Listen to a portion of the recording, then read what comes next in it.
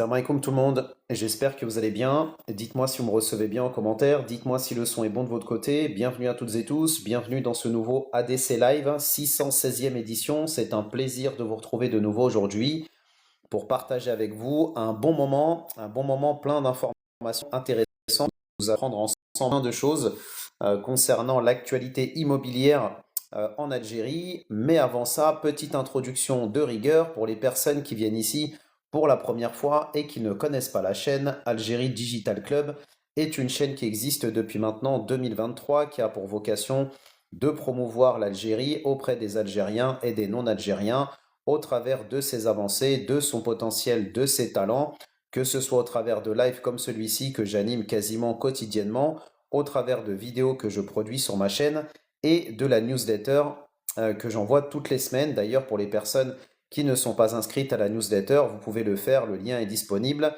dans ma bio. Pour les personnes qui viennent aussi ici pour la première fois et qui ne connaissent pas non plus le principe de ce live, ici on est sur un format webconférence dans lequel je vous partage donc plein d'informations concernant les thématiques d'investissement, d'entrepreneuriat, d'économie, d'industrie, d'agriculture, d'immobilier, comme c'est le cas aujourd'hui, de tourisme, d'import-export, de numérique, enfin bref, une sérieuse qui s'adresse aux personnes sérieuses qui veulent investir sérieusement en Algérie à la lumière d'informations sérieuses.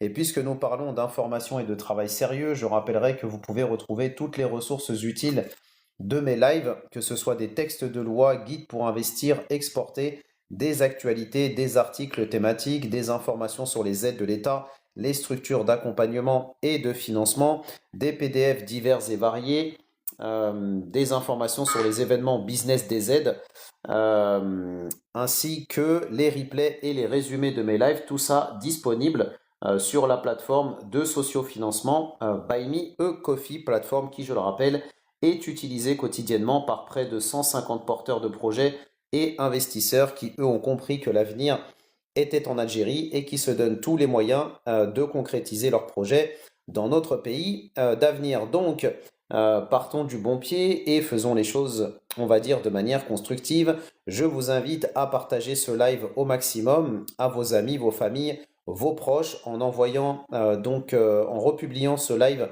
sur votre fil d'actualité en cliquant sur la double flèche en bas à droite et ou en cliquant sur la flèche simple en bas à droite qui va permettre donc à vos contacts de découvrir cette chaîne, découvrir ce live et en apprendre beaucoup sur l'actualité algérienne, notamment l'actualité immobilière aujourd'hui. Mais comme je l'ai dit tout à l'heure, on traite l'actualité de tous les secteurs d'activité porteurs en Algérie de manière générale.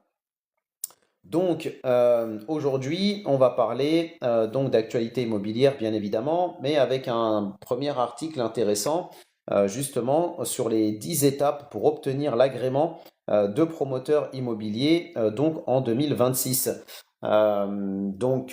Qui va intéresser les personnes qui aimeraient se lancer dans la promotion immobilière en Algérie, non pas en tant que particulier pour en faire l'acquisition, mais en tant que professionnel pour pouvoir se lancer dans cette activité.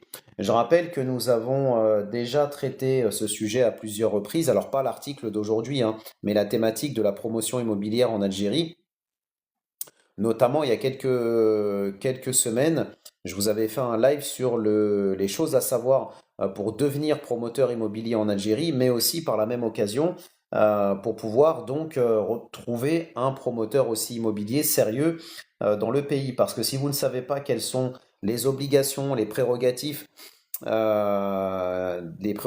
donc d'un promoteur immobilier, comment vous allez pouvoir distinguer quel est le promoteur qui est sérieux de celui qui ne l'est pas.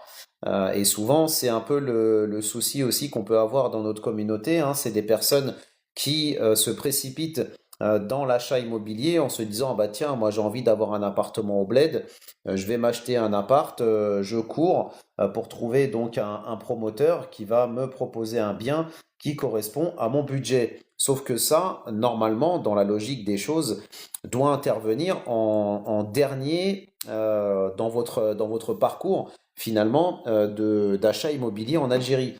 L'important, c'est d'abord de maîtriser à minima ce secteur, connaître les choses qu'il y ait, savoir les choses qu'il y a à connaître, et donc ensuite rentrer effectivement dans le vif du sujet pour pouvoir trouver un promoteur sérieux, etc., etc.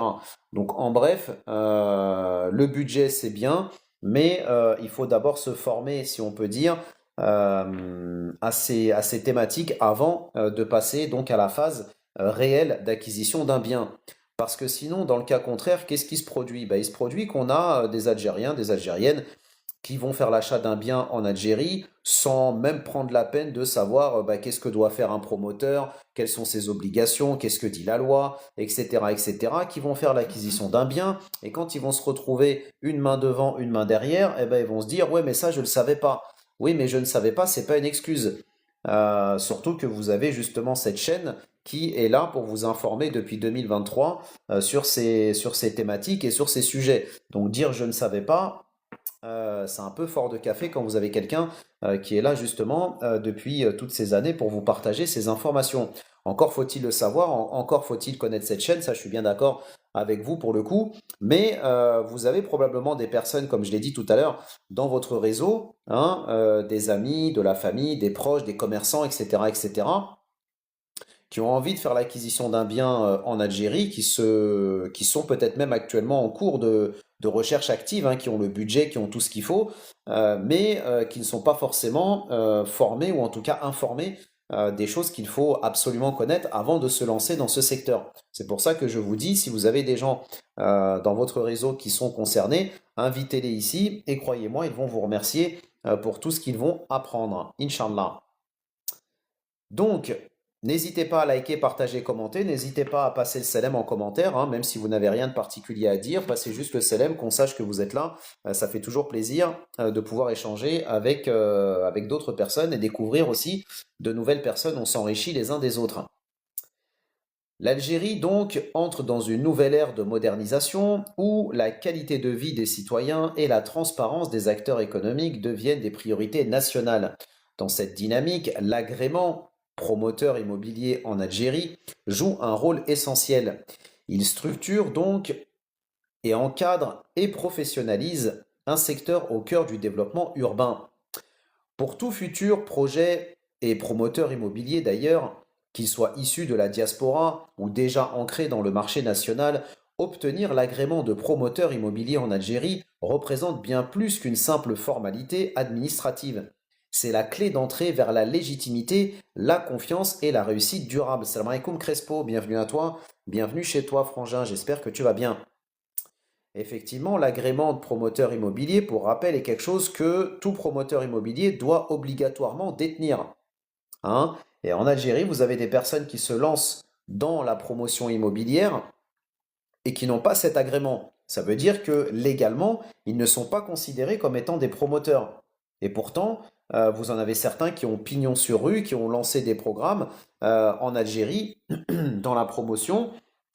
Et donc le risque, c'est quoi? Bah, le risque, c'est que si vous faites appel à des personnes comme ça qui n'ont pas l'agrément de promoteur immobilier, c'est que demain, l'État algérien qui se penche sur le projet dans lequel vous avez investi vos billes, hein, qui peuvent représenter hein, plusieurs milliers et des années d'économie, eh ben, le risque, c'est que le programme immobilier s'arrête.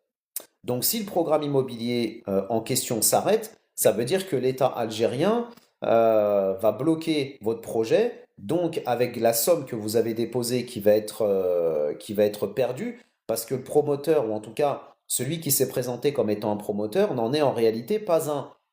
L'État algérien bloque le chantier, va s'occuper du faux promoteur immobilier et vous, qui êtes devenu, on va dire, investisseur dans ce projet, vous perdez ce que vous avez déposé. Pourquoi? Parce que vous auriez dû vérifier si le promoteur avait bien son agrément, s'il était bien garanti, etc., etc., hein. Je ne vais pas revenir là-dessus. On en a déjà parlé à plusieurs reprises hein, sur les éléments à vérifier concernant le promoteur immobilier. Donc ça veut dire que vous avez déjà plusieurs personnes qui ont déposé toutes leurs économies dans des projets comme ça et se sont retrouvés une main devant, une main derrière. Ça fait cher quand même pour pas s'être renseigné au préalable.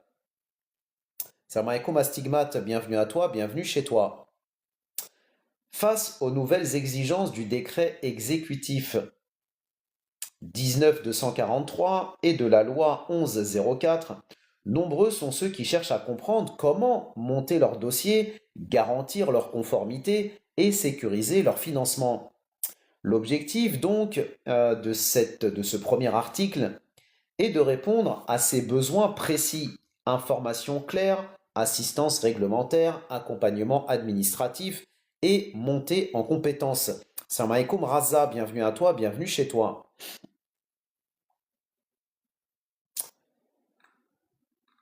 Première chose donc, première étape pour obtenir cet agrément de promoteur immobilier. La définition même et les fondements réglementaires. Alors je précise, hein, je le dis en toute bienveillance, mais par contre avec conviction,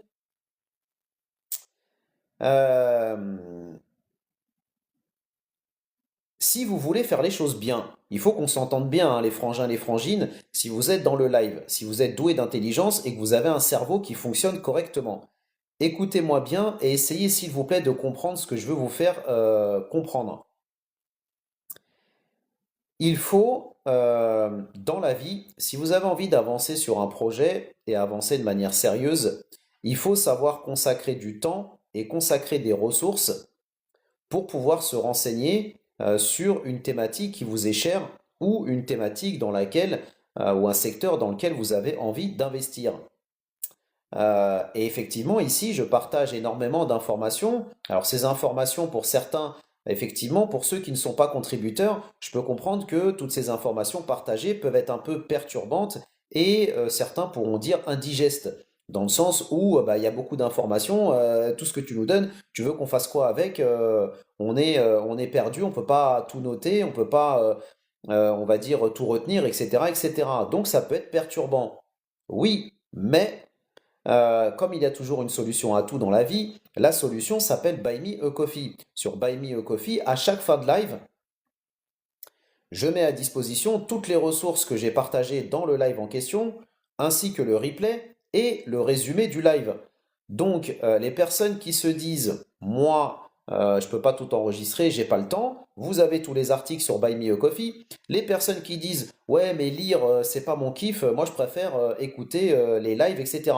Vous avez les replays. Et les personnes qui vont me dire, moi j'ai pas le temps d'écouter 2 heures de replay et j'ai pas le temps de lire tous les articles, vous avez les résumés de chacun des articles que je vous partage sur Buy Me a Coffee, tout ça dans une publication bien organisée, etc., etc. Et ça, je le fais à chaque live que j'anime. Donc, il n'y a vraiment aucune excuse pour les personnes qui, soit n'ont pas le temps, soit n'ont pas envie de lire, etc., etc., pour ne pas se donner les moyens d'avoir accès à de l'information de manière simple et de manière organisée. Voilà. Donc, il faut effectivement, après, pour les personnes qui ne sont pas membres de la DC Family sur Buy Me a Coffee, bah, si vous n'avez pas envie, effectivement, de mettre 7 E par mois pour votre projet, eh ben, il faut effectivement souffrir d'écouter ces informations. Voilà. Prendre des notes. Et si vous n'avez pas envie de prendre de notes et que vous avez de la jugeote et que vous savez qu'il pour investir, il faut investir, et si on veut faire les choses bien, bah, il faut se donner tous les moyens, manifestez-vous et je vous expliquerai comment vous allez pouvoir nous rejoindre dans la DC Family. Ça prend 2 minutes, c'est simple, rapide, sécurisé, donc il n'y a vraiment aucune raison de procrastiner ni de se priver, et donc ne faites pas l'impasse ni la pince de nous rejoindre. Alors, Astigmate nous dit, il faudra m'expliquer comment naviguer sur le site. La lecture sur l'Algérie me passionne. Oui, il n'y a pas de... Avec grand plaisir, hein, Astigmate. Avec grand plaisir. Quand tu nous auras effectivement rejoint de nouveau dans la DC Family, je t'expliquerai avec plaisir comment tu vas pouvoir effectivement naviguer, retrouver les informations classées par thématique, etc., etc. N'hésitez pas pour les personnes qui sont dans le live, qui n'ont pas encore partagé le live, s'il vous plaît, à le partager et à le republier en cliquant sur la double flèche en bas à droite. Montrez-moi qu'il y a encore des gens sur TikTok qui ont un cerveau qui fonctionne normalement. Et,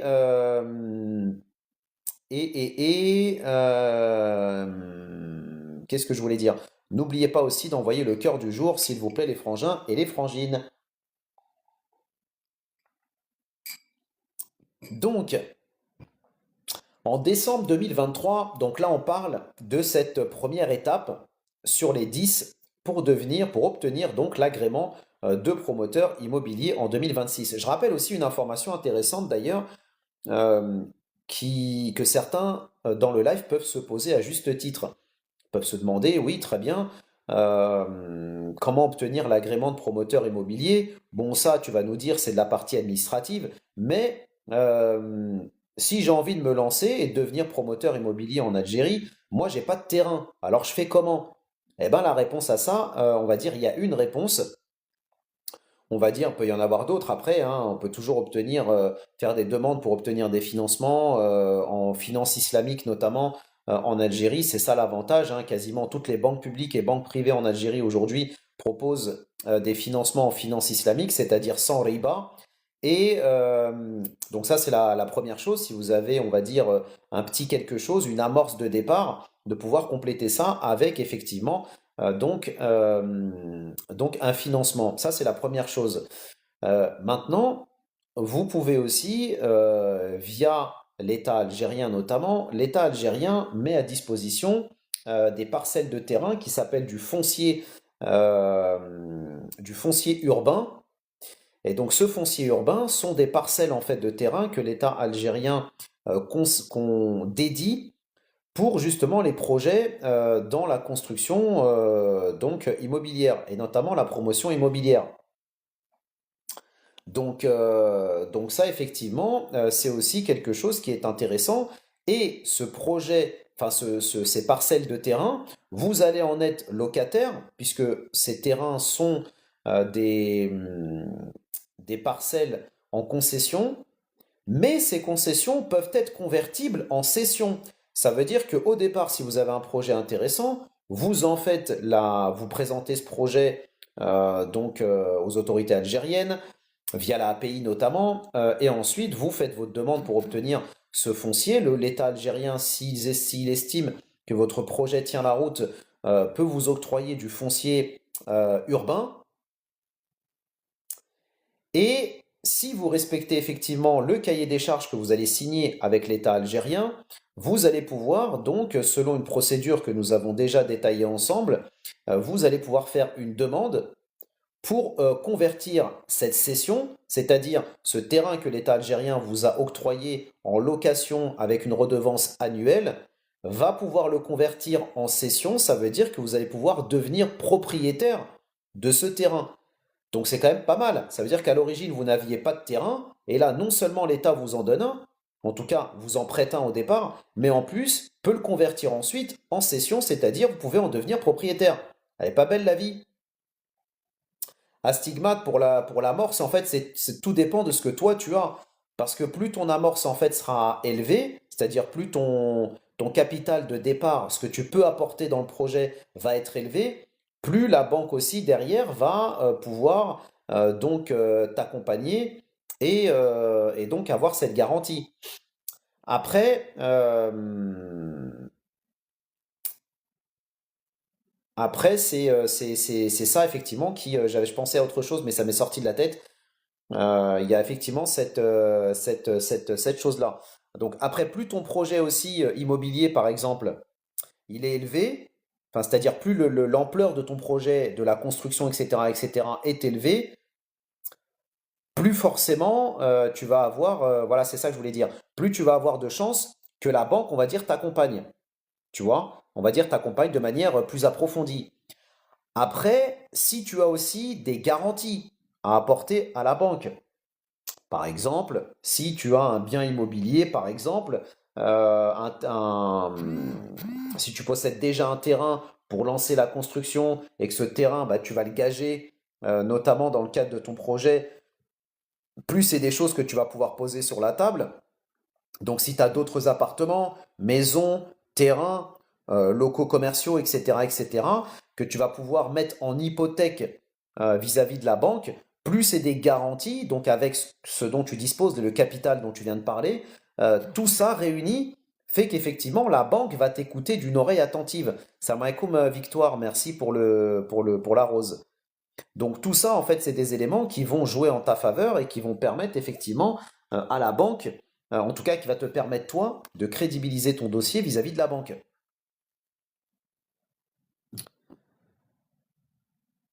Donc, En décembre 2023, le Jour d'Algérie révélait que plus de 32 000 logements étaient en retard de livraison et que 393 promoteurs immobiliers figuraient sur la liste des projets déficitaires selon les chiffres du ministère de l'Habitat.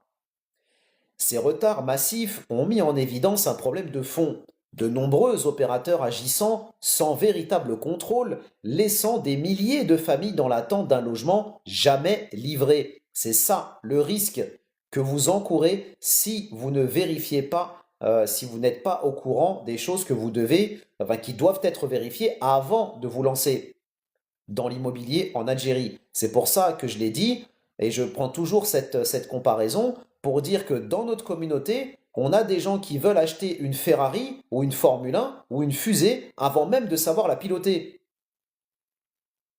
Ça défie quand même toute logique.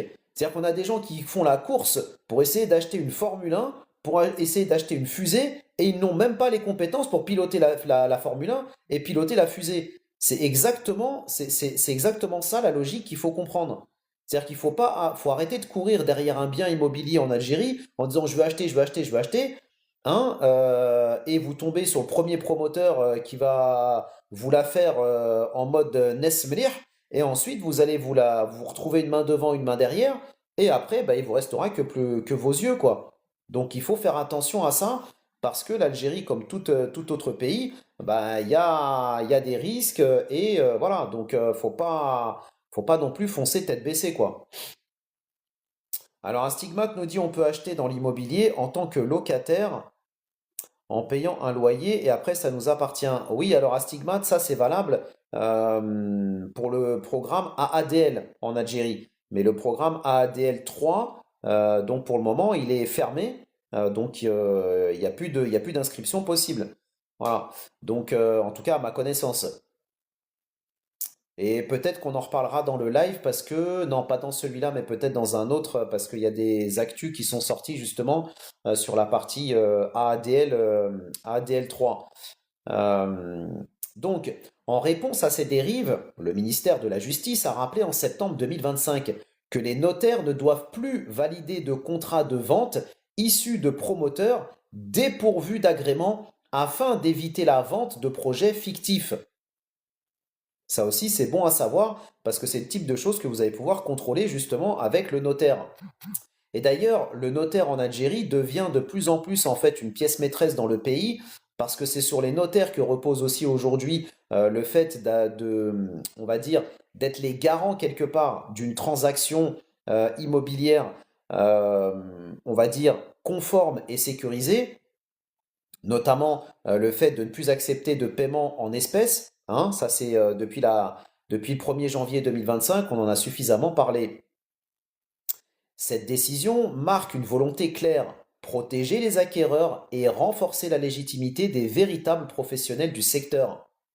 C'est précisément pour répondre à ce besoin de sécurité et de transparence qu'a été instauré l'agrément de promoteur immobilier en Algérie.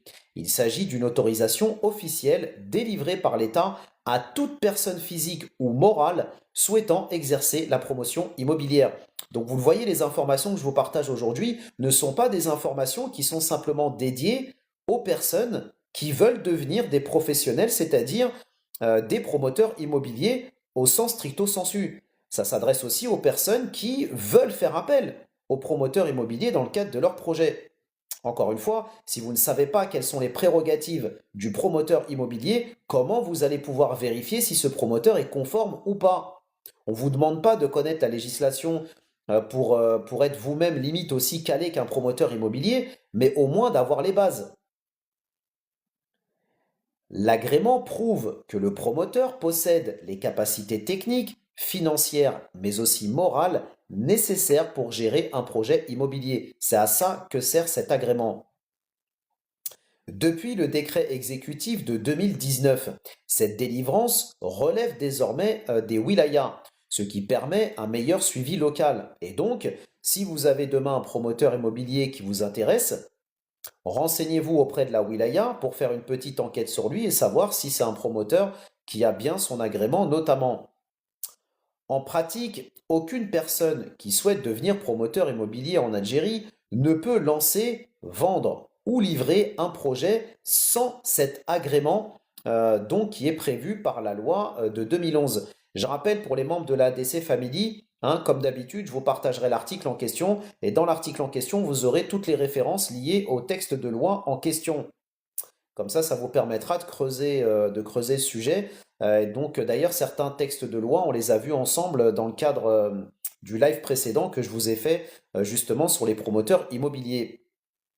Je le dis et je le répète, hein, cette chaîne et ces lives s'adressent vraiment à des personnes sérieuses qui veulent faire les choses correctement, hein. Les personnes qui ont du mal à tenir plus de 5 minutes dans un live avec des informations concrètes et sérieuses, ce n'est pas à vous que je m'adresse, j'en suis désolé. Donc, si vous recherchez autre chose de plus volatile, effectivement, vous n'y trouverez pas votre compte ici. Mais par contre, pour les autres qui ont la tête sur les épaules, vous êtes ici au bon endroit. Il constitue une garantie officielle pour les citoyens et un gage de professionnalisme pour les investisseurs, assurant que chaque programme immobilier contribue réellement au développement durable et encadré du pays. Deuxième chose, qui peut donc obtenir l'agrément de promoteur immobilier en Algérie? Des choses hein, que nous avons déjà aussi dites dans les textes précédents. Tout le monde ne peut pas obtenir l'agrément de promoteur immobilier en Algérie, contrairement à la France où l'accès à la promotion immobilière dans le pays est libre et ne requiert aucun diplôme spécifique. L'administration française considère que le système bancaire, les assurances et les dispositifs de garantie encadrent suffisamment le marché. En d'autres termes, ce sont les banques qui, en acceptant ou refusant donc de financer un projet, jouent le rôle de régulateur naturel. Elles évaluent la solidité financière, la faisabilité technique et la viabilité économique avant de débloquer donc le moindre financement. En Algérie, la philosophie est radicalement différente. Ici, c'est l'État qui assure ce rôle de régulation par le biais de l'agrément de promoteur immobilier, un mécanisme légal qui filtre l'accès à la profession avant toute opération financière. Avant toute opération foncière, financière et commerciale. Il n'y a pas de mal à stigmate, il n'y a pas de mal, le cœur y est, c'est le principal. Comme l'a rappelé donc le ministère de l'Habitat, de l'Urbanisme et de la Ville, ce dispositif vise à garantir la transparence du marché et la protection des acquéreurs contre les opérations non qualifiées. Selon donc toujours la même loi de 2011 et le décret de 2012, seules les personnes physiques ou morales remplissant les conditions précises peuvent prétendre à l'agrément de promoteur immobilier en Algérie. Pour un candidat individuel, il est obligatoire de détenir un diplôme supérieur dans le domaine du bâtiment, des travaux publics, de l'architecture, du droit, de la gestion ou de l'économie. Il doit aussi présenter une expérience professionnelle prouvée dans la construction, fournir un casier judiciaire vierge et justifier de ressources financières suffisantes pour assurer la solidité de son entreprise. Donc, un autre critère d'ailleurs, qui permet de vérifier si le promoteur immobilier est sérieux ou pas. Si vous lui demandez un extrait de son casier judiciaire et qu'il refuse de vous le fournir, ou alors il vous le fournit mais qu'il n'est pas vierge, ça peut être un signe que déjà il n'est pas promoteur immobilier. Parce que comme le dit effectivement la réglementation, le promoteur immobilier doit avoir un casier judiciaire vierge. En tout cas, il ne doit pas y avoir sur ce casier de traces euh, euh, pour des condamnations qui sont donc liées notamment au business, à la probité, etc., etc. Ces critères donc ont été renforcés par le décret exécutif, un décret exécutif effectivement de 2019 qui transfère la délivrance des agréments du niveau central, c'est-à-dire ministériel, vers les wilayas, afin d'améliorer le contrôle de proximité et la rapidité des procédures. Pour les personnes morales, les conditions sont similaires. La société doit être constituée légalement, SARL, EURL, SPA, disposer d'un capital social minimum défini par arrêté ministériel et désigner un gérant ou directeur technique répondant aux mêmes critères de diplôme et d'expérience que ceux exigés pour une personne physique. La signature du cahier des charges des engagements et responsabilités professionnelles du promoteur sont fixées donc par le décret de 2012 et est également obligatoire. Concernant les investisseurs étrangers, le cadre est précis. Un étranger ne peut pas obtenir directement l'agrément de promoteur immobilier en Algérie. Il doit obligatoirement s'associer à une personne morale de droit algérien détenant la majorité du capital, conformément à la réglementation sur l'investissement. Ce partenaire local devient le porteur légal de l'agrément et le garant administratif et fiscal du projet. Donc ça, c'est une information qui est intéressante pour les personnes qui se disent, bah moi, je suis pas de nationalité algérienne, j'aimerais bien investir en Algérie dans le domaine de l'immobilier, notamment la promotion immobilière. Et dans ce cas-là, comment je fais? Bah voilà la réponse. En résumé, l'agrément de promoteur immobilier en Algérie remplit la fonction de régulateur que jouent les banques en France. Il sélectionne les opérateurs qualifiés, écarte les profils à risque et impose un standard de compétence et de probité. Seuls les promoteurs techniquement compétents, financièrement solides et moralement fiables peuvent exercer cette activité stratégique. Salam alaikum Devna, bienvenue à toi, bienvenue chez toi. Merci pour le cœur du jour. Vous êtes vraiment des champions. Merci beaucoup. N'hésitez pas s'il y a des personnes qui veulent investir et entreprendre en Algérie de manière sérieuse. C'est ici que ça se passe et non pas ailleurs. Cessez d'écouter des pseudo-gourous sur les réseaux sociaux qui vous vendent de tout et de n'importe quoi et qui vous disent investissez en Algérie sans vous donner les moyens de concrétiser cet investissement de manière sérieuse. Arrêtez d'être si crédule. Arrêtez d'être si crédule. Vous avez envie de faire les choses bien, il faut s'en donner les moyens. Et j'aime beaucoup d'ailleurs cette phrase dans l'article en fait, parce que euh, si vous avez compris ça, si vous avez compris en fait cette phrase, vous avez compris pourquoi en fait on ne peut pas investir en Algérie, notamment dans le domaine de l'immobilier, en allant la fleur au fusil et en partant bille en tête comme ça, hein, à courir le museau devant, en train de chercher un promoteur comme si on cherchait de l'or. Et dès que vous trouvez un promoteur qui vous vend les choses de manière nes mlih, vous foncez comme des taureaux devant un chiffon rouge. Arrêtez d'agir comme ça. Arrêtez de courir derrière le moindre promoteur hein, qui va vous montrer des vidéos sur les réseaux sociaux, qui va vous la faire nesmlir, et après vous allez vous retrouver une main devant, une main derrière. La loi algérienne encadre cette profession. Ce n'est pas pour rien.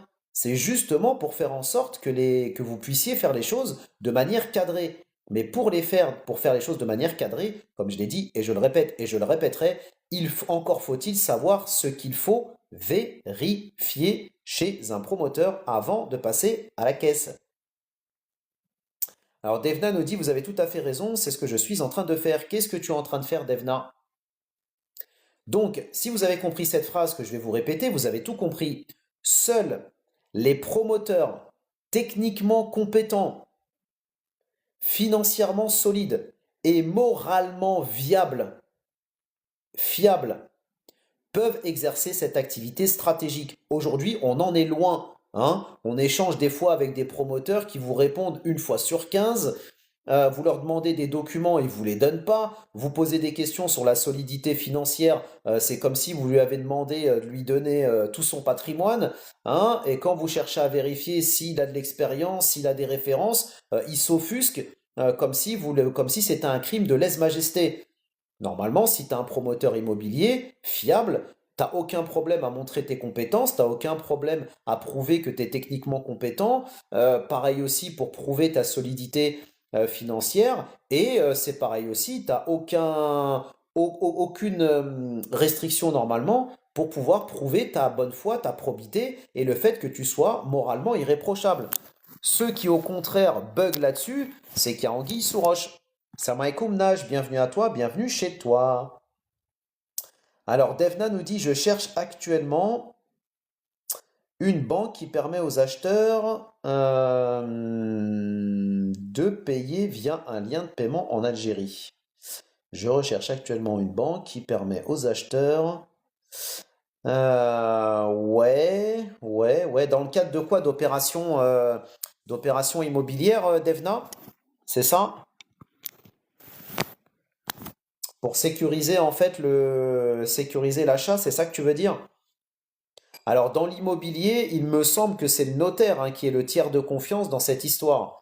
Donc si demain tu veux faire l'acquisition d'un bien immobilier en Algérie, c'est le notaire qui va être chargé tu vois, de faire la transaction, quoi. Enfin, de vérifier que la transaction se fait bien avec les bonnes, on va dire, la bonne méthodologie, quoi. Alors après, si c'est pas simplement dans l'immobilier, mais dans la vente en ligne, dans la vente de produits en ligne, dans ce cas-là, tu as déjà des banques en Algérie qui proposent des modules, enfin qui travaillent avec une structure en Algérie, donc une structure officielle de l'État algérien, qui te permet en fait de non seulement d'avoir l'agrément, si on peut dire quelque part, ou en tout cas la qualité pour être plus précis, d'être e-commerçant, et cette structure te permet notamment de pouvoir plugger sur ton site internet une solution de e-commerce. Et elle va te permettre ensuite, après, de travailler justement en bout de course avec ta banque. Donc ta banque, elle, va faire le rôle qui est le sien. Et au milieu, tu as un intermédiaire qui, lui, est chargé justement on va dire, de certifier que ton site de e-commerce est bien techniquement faisable, etc., etc. Alors Devna, je fais régulièrement des lives sur ce sujet-là, hein, sur le sujet de l'actualité numérique en Algérie. D'ailleurs, c'était l'objet de mon live d'hier. Donc, encore une fois, si tu as envie de faire les choses bien en Algérie, je t'invite vraiment à nous rejoindre dans la DC Family, comme j'ai sûrement dû te le dire. Hein. Encore une fois, si vous avez des budgets pour pouvoir investir en Algérie, pourquoi vous faites autant les pinces et pourquoi vous ne vous donnez pas tous les moyens d'avancer sur votre projet de manière éclairée? Moi, je comprends pas. Moi, personnellement, si j'étais dans votre cas avec un budget on va dire, confortable pour pouvoir lancer quelque chose au pays et que j'ai la possibilité de tomber sur un frère qui fait justement des lives et un travail pour m'apporter de l'information qui va m'aider, m'éclairer dans mon projet et me donner aussi des directions auxquelles j'aurais peut-être pas forcément pensé parce que j'ai pas le nez dedans comme lui, bah franchement, pour le niveau de contribution que le frère demande, bah franchement, je me priverai pas. Donc, faut être stratégique, hein. Faut être stratégique. Un investisseur et un entrepreneur, il est stratégique. Il se met toutes les chances de son côté de réussir son projet. Il fait pas la pince pour des menus dépenses. Pour ça que je le dis, pour investir, faut investir. Mais ça, seuls les doués d'intelligence comprennent ça. Pour les autres, hein, on repassera. Alors, Téléfoot, salut frérot, avec un budget de 100 000, c'est bien d'investir dans l'élevage bovin et ovin. Oui, oui, avec cette fourchette-là, effectivement, on est sur quelque chose d'extrêmement intéressant. D'autant plus que l'État algérien va pouvoir compenser, ou en tout cas compléter, pour être plus précis, va pouvoir compléter effectivement cet apport extrêmement confortable que tu as, notamment par des financements en finance islamique. Et on rappelle d'ailleurs que l'élevage en Algérie, l'élevage de bovins, ovins, caprins notamment, c'est un vrai enjeu pour le pays parce qu'aujourd'hui l'Algérie importe encore massivement de la viande rouge et de la viande blanche. Hein. Rappelez-vous le dernier live que nous avons fait sur l'actualité import-export où on a parlé justement de cette opération qui va être mis en place par les autorités algériennes à partir du mois de janvier pour le Ramadan 2026, justement pour importer donc massivement des quantités de viande rouge pour permettre à ce que ces viandes rouges soient disponibles en quantité suffisante pendant le mois du Ramadan. Donc c'est pour vous dire si effectivement il y avait suffisamment d'offres en Algérie sur cette partie-là, l'Algérie n'aurait pas besoin d'avoir recours à l'importation. Donc je te dis ça effectivement, téléfoot, pour te rassurer en te disant qu'effectivement c'est un secteur qui est intéressant. Voilà. D'ailleurs, il y a des aides hein, pour l'agriculture. Il faut le rappeler quand même que l'Algérie est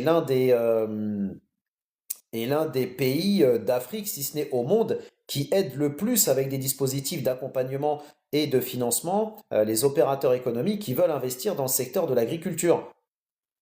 Donc Téléfoot, comme je l'ai dit pour Devna, si effectivement, d'après ce que je comprends, tu as un budget qui est confortable, rejoins-nous dans la ADC Family, tu vas avoir accès à toutes ces informations que je partage depuis 2023 sur ces thématiques d'investissement et d'entrepreneuriat en Algérie, et ça va te permettre de rejoindre aussi notre collectif motivé et motivant, composé de près de 150 porteurs de projets et investisseurs, au travers desquels tu vas pouvoir faire de belles rencontres, et pourquoi pas aussi, si tu y es ouvert, pourquoi pas aussi trouver des partenaires qui pourraient, on va dire, vouloir se lancer avec toi. Je sais qu'il y a plusieurs membres de la DC Family qui veulent se lancer dans le domaine de l'agriculture en Algérie et qui recherchent des partenaires.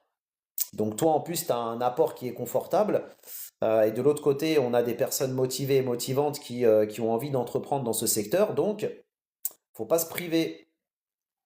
Encore une fois, hein, plus on sera nombreux, plus on va pouvoir être bénéfiques les uns pour les autres, et plus on va pouvoir s'apporter, on va dire, des aides, des possibilités, créer des partenariats ensemble, etc., etc. Hein? Arrêtez de rester tout seul de votre côté, mettez-vous toutes les chances de votre côté. Bonjour, The Marketologist, j'espère que tu vas bien. Oui, ça va, alhamdoulilah, merci de demander, j'espère que toi aussi tu vas bien. Et merci pour le commentaire, merci pour ce live. Je t'en prie, si tu veux faire honneur à ce live, partage-le, envoie le cœur du jour. Et si tu as envie de faire honneur à ton projet et à ton pays, rejoins-nous dans la ADC Family. Donc, comme l'a déclaré le ministère de l'Habitat en 2023, l'agrément n'est pas une formalité, c'est un engagement moral et économique entre l'État, le promoteur et le citoyen. Troisième étape pour obtenir cet agrément, la composition du dossier de demande d'agrément de promoteur immobilier. Après avoir compris qui peut obtenir l'agrément de promoteur immobilier en Algérie, passons à la phase décisive, le dépôt du dossier d'agrément. Cette étape est purement administrative, mais elle conditionne tout le reste. Un dossier incomplet, mal présenté ou déposé dans une wilaya incompétente entraîne un rejet immédiat. Le décret de 2012, modifié par le décret de 2019, fixe la liste officielle et exhaustive des documents à fournir. Donc, je ne vais pas vous relister toute la liste des documents qu'il faut fournir en tant que personne physique et en tant que personne morale. Je vous donnerai tout ça donc dans l'article pour les membres de la DC Family. Vous pourrez relire tout ça à tête reposée. Pour les autres, rejoignez-nous.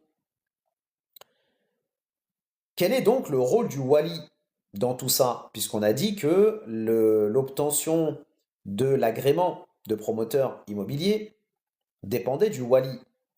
Le wali est donc le représentant de la wilaya dans chaque wilaya, qui est l'équivalent, pour faire simple, du préfet, pour les personnes qui vivent en France. Il préside la commission technique de la wilaya chargée d'étudier les demandes d'agrément. Cette commission vérifie la conformité du dossier, les capacités techniques et les moyens financiers du promoteur. En cas d'avis favorable, le wali signe le certificat d'agrément permettant ensuite l'inscription du promoteur au TNPI. Le TNPI, donc, c'est le tableau national des promoteurs immobiliers. C'est pareil d'ailleurs, si vous avez envie de savoir si un promoteur est réellement un promoteur, et vous allez vérifier sur le tableau national des promoteurs immobiliers et ça vous permettra de savoir si vous êtes tombé sur un vrai promoteur ou sur un guignol. Merci à Stigmate, à bientôt Inch'Allah.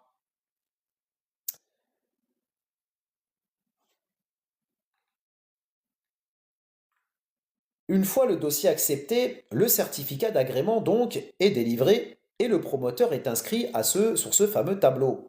Ce statut lui donne accès donc au fameux fonds de garantie, une protection qui, on le rappelle, est une obligation pour les acquéreurs, est une protection et donc obligation pour le promoteur d'y être affilié.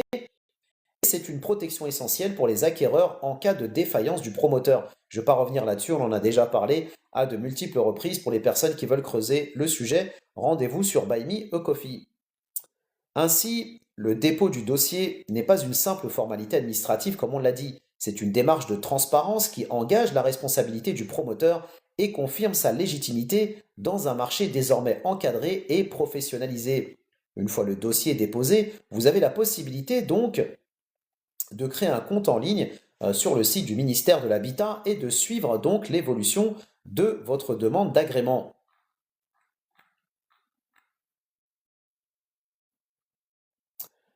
D'ailleurs, pour obtenir cette demande d'agrément, vous pouvez donc obtenir un formulaire. Donc vous devez remplir un formulaire que vous devez ensuite transmettre au ministère donc de l'Habitat. Et donc ce formulaire, pareil, hein, vous aurez le lien dans l'article que je vous partagerai qui vous permettra justement de pouvoir faire votre demande. Ensuite, autre étape, quels sont les promoteurs qui sont donc agréés en Algérie? On l'a dit, ça vous pouvez vous renseigner auprès du ministère de l'Habitat sur le fameux tableau donc des promoteurs immobiliers qui vous permettra donc de vérifier si le promoteur est bien agréé. Ensuite, autre chose à savoir, le cahier des charges des engagements et responsabilités professionnelles du promoteur immobilier. Ça, on en avait déjà parlé aussi dans un live précédent. Le cahier des charges des engagements et responsabilités professionnelles du promoteur immobilier en Algérie est un document central et obligatoire dans la procédure d'obtention de de l'agrément, pardon, du promoteur immobilier en Algérie. Il est défini notamment par un décret de 2012 et qui est effectivement aussi accessible en ligne. Ce document se matérialise donc sous la forme d'un formulaire à remplir et signé par le promoteur au moment du dépôt de son agrément. Il décrit précisément ses obligations professionnelles, notamment la livraison des logements dans les délais contractuels. Je rappelle d'ailleurs qu'un promoteur immobilier en Algérie qui s'est engagé par contrat à livrer votre bien, par exemple, vous signez aujourd'hui et il vous dit je vous livre, on va dire, le 27/11/2030, s'il ne respecte pas effectivement cet engagement, sachez que vous allez pouvoir déduire du montant final que vous allez lui donner au moment où il va vous livrer le bien, vous allez pouvoir déduire une pénalité de retard. Ça, c'est pas moi qui le dis, c'est pas une astuce commerciale, c'est la loi algérienne qui le dit. Il doit aussi s'engager au respect des normes techniques et de sécurité, la transparence financière avec les acquéreurs et la conformité administrative et foncière des projets. En pratique, le cahier des charges est remis par la direction du logement de la wilaya lors du dépôt du dossier. Une fois signé et validé par le wali, il devient une pièce officielle jointe au certificat d'agrément, engageant donc le promoteur à exercer son activité selon les standards fixés par l'État. Donc vous voyez, il y a quand même beaucoup de choses à savoir, il y a quand même beaucoup de choses que doit remplir le promoteur immobilier. Donc si vous avez quelqu'un qui a aucune référence, aucun agrément, aucun document à vous présenter et vous dit oui, oui, t'inquiète pas, j'ai lancé une promotion immobilière sur Oran, voilà les conditions de paiement et vous vérifiez même pas s'il est agréé, s'il n'est pas agréé, etc., etc. Et après, on se plaint qu'il y a des mossébas, des catastrophes hein, en cascade dans le secteur de l'immobilier en Algérie. C'est pas de la faute du promoteur, c'est de votre faute parce que vous n'avez pas vérifié les choses.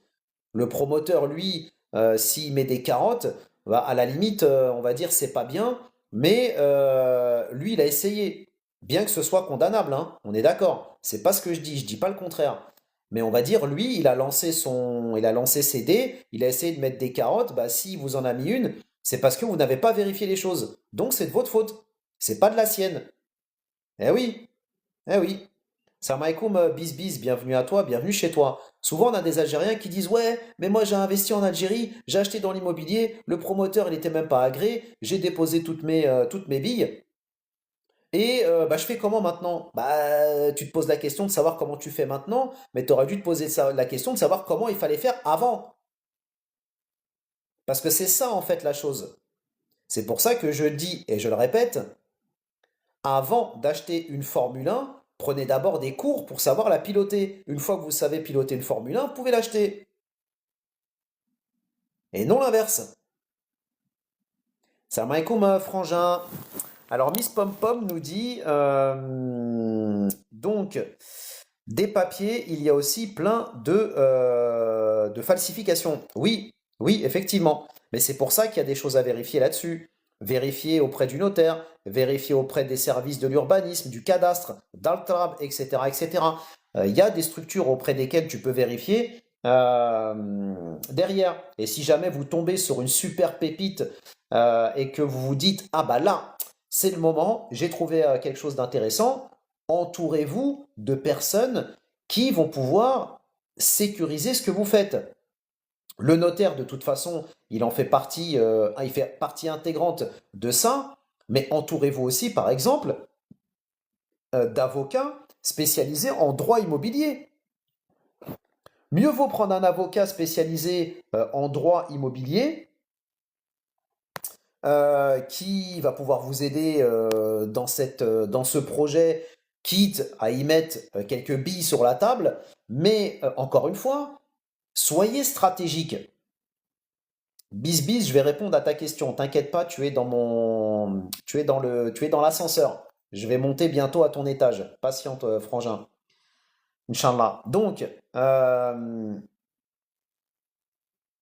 sachez faire les choses de manière stratégique. Si vous avez envie de faire quelque chose de manière sérieuse, sachez de temps en temps débloquer un peu de budget, les frères et les sœurs.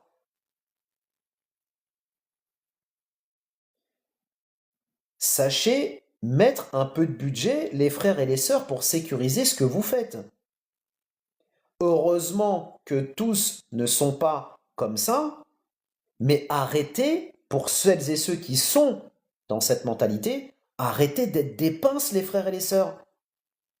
Vous allez mettre 50 000, 100 000, 50 000, 50 000, 100 000, 150 000, 200 000 et plus pour acheter quelque chose en Algérie, un pays que vous connaissez que pour aller en vacances, et vous allez faire les crevards ou les crevardes pour aller prendre un notaire ou un avocat spécialisé en droit immobilier qui va pouvoir vous aider, contrôler la transaction, etc., etc., pour 100, 200, 300, 400 euros, et vous risquez de perdre 150 000, 200 000 à côté. Non mais, les frangins, réfléchissez de temps en temps, hein.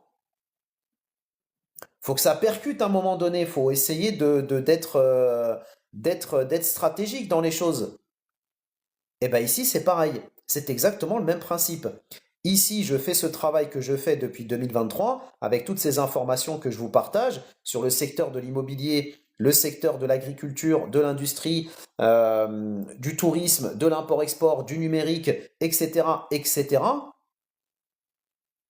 Hein? Depuis 2023, pour avoir accès à ce contenu, vous avez une contribution de 7 E par mois. Ces 7 E par mois, vous allez largement rentrer dedans avec toutes les informations que je vous partage, qui vont vous permettre de sécuriser ce que vous êtes en train de faire. C'est pour ça que je dis, il y a des Algériens et des Algériennes qui veulent investir et entreprendre en Algérie, qui se donnent les moyens de faire les choses de manière éclairée, même s'il faut sortir le prix d'un kebab, et encore aujourd'hui en 2025, on n'a plus de kebab à 7 balles par mois. Donc, qui sont prêtes à mettre un kebab par mois pour leur projet. Qu'est-ce que c'est un kebab par mois si demain on peut lancer un projet de manière sérieuse en Algérie? Je pose la question, mais je pense que la réponse est dans la question à mon avis.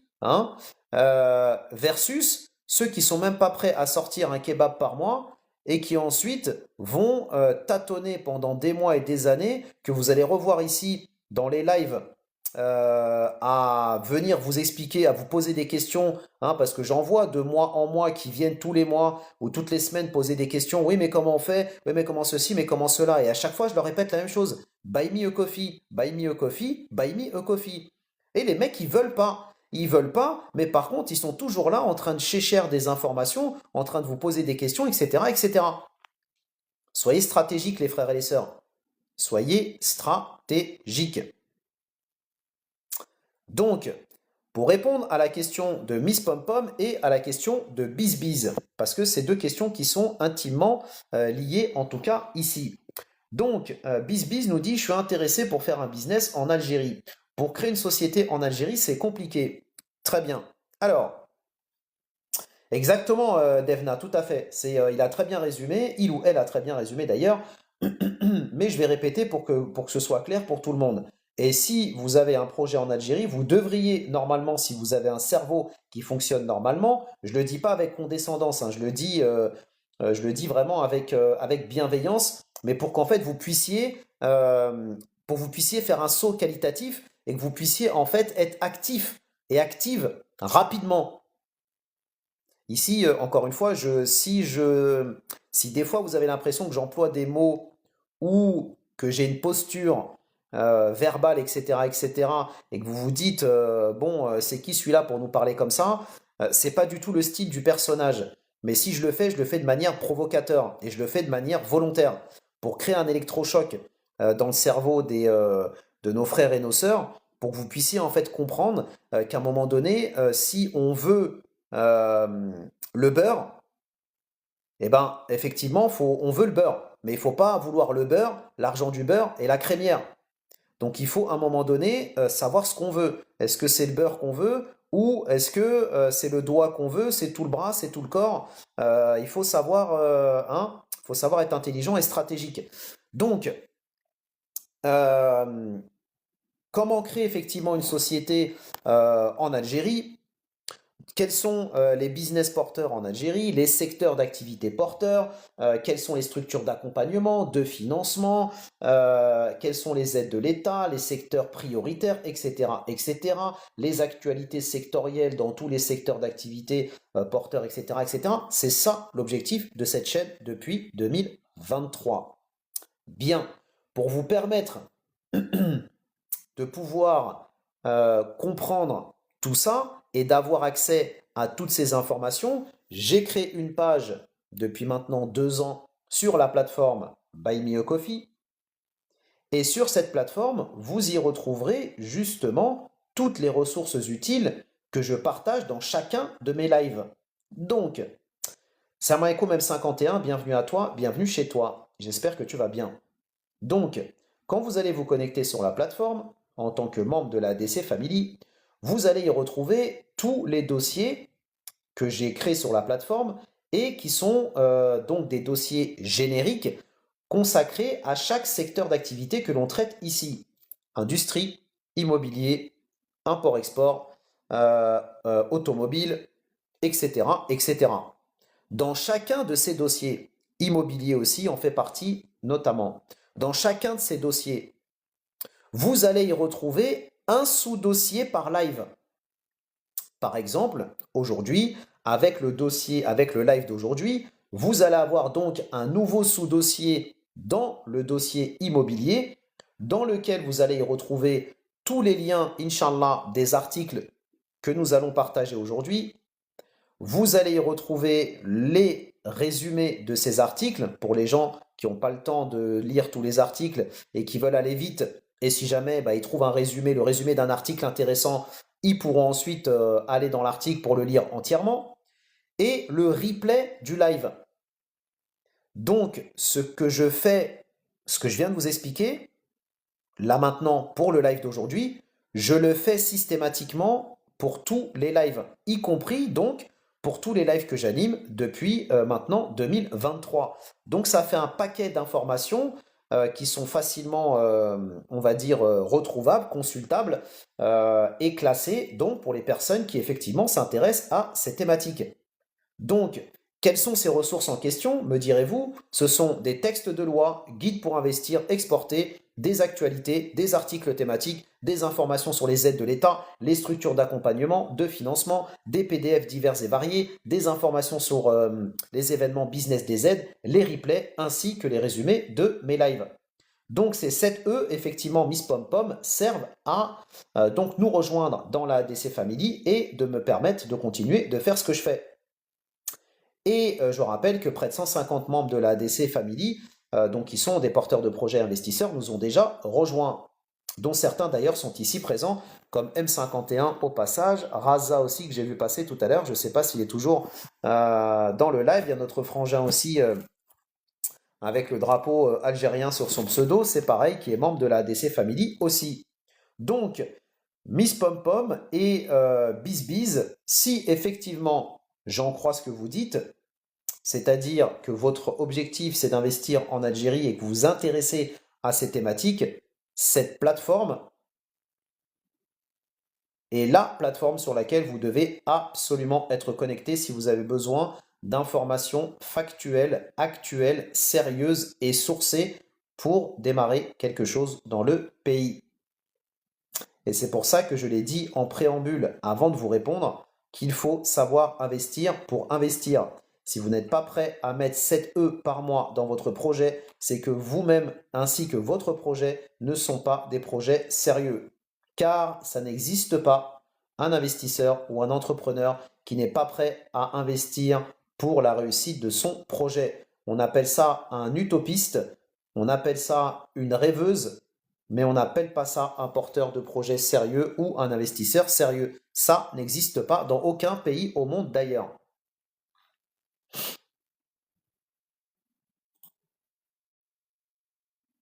Donc, pour les personnes qui sont intéressées et qui veulent passer de la théorie à la pratique, de la discussion au concret, n'hésitez pas à vous manifester en commentaire, que je vous donne le lien. Encore une fois, c'est simple, rapide et sécurisé, donc il n'y a aucune raison de se priver ni de procrastiner.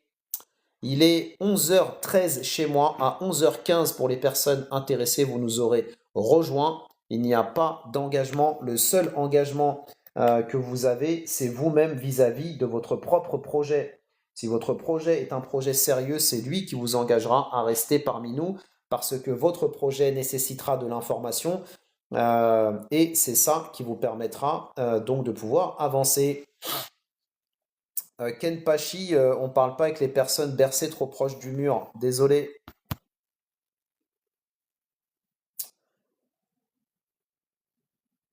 Autre information donc intéressante que je vous partagerai un article sur justement puisqu'on parle de la promotion immobilière, je vous partagerai un article sur un promoteur immobilier en Algérie et qui s'est spécialisé en fait dans le dans la promotion immobilière de luxe. Donc il y a un article qui a été fait dans la presse sur lui justement. Donc je vous laisserai le lire pour les personnes qui sont intéressées et qui recherchent justement du haut de gamme dans la promotion immobilière en Algérie. Je vous laisserai jeter un petit coup d'œil. On va avancer sur d'autres contenus plus pratico-pratiques.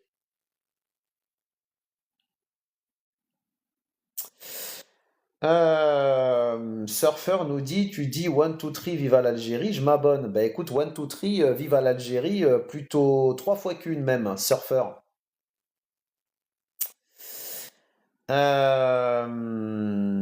Alors, Devna nous dit, je viens de m'abonner. Tu viens de t'abonner où, Devna? Sur Buy Me a Coffee? Parce que si tel est le cas, j'ai reçu aucune notification. Il y a peut-être quelque chose que tu n'as pas dû faire de manière correcte. Adjugé vendu, surfeur. Aïe, adjugé vendu. Devna, il y a peut-être quelque chose que tu n'as pas dû faire jusqu'au bout, parce que sinon j'aurais reçu une notification. Alors, Devna, est-ce que tu peux, s'il te plaît, écouter ce que je vais t'expliquer? Si tu n'as pas reçu de notification, que j'en ai pas reçu non plus, ça veut dire que tu n'as pas été jusqu'au bout du processus, ou il y a peut-être quelque chose qui n'a pas été fait de manière, on va dire, totale. Donc écoute ce que je vais t'expliquer pour que tu puisses refaire la procédure et donc soit sécurisé, hein, si je n'ai pas reçu de mail et que tu n'en as pas reçu non plus, c'est qu'a priori ça n'a pas été fait. Donc si ça n'a pas été fait, c'est que tu n'as pas eu de dépenses. Ok?